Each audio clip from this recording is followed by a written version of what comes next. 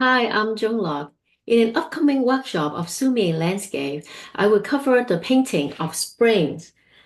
In Sumi landscape, the painting of four seasons is one of the classic way of depicting landscape by denoting different seasons.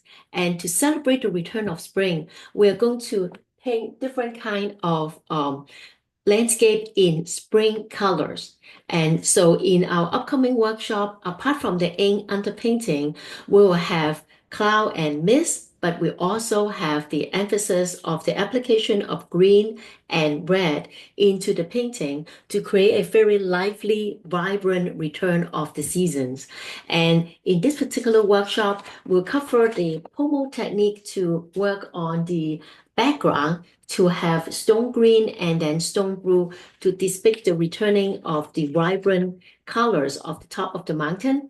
On top of that, we'll also work on various way of depicting a classic tree, which is the peach blossom.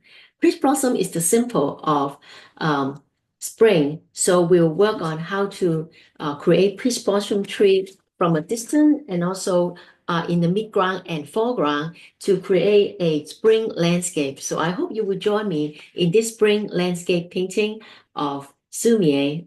Thank you and hope to see you. Bye bye.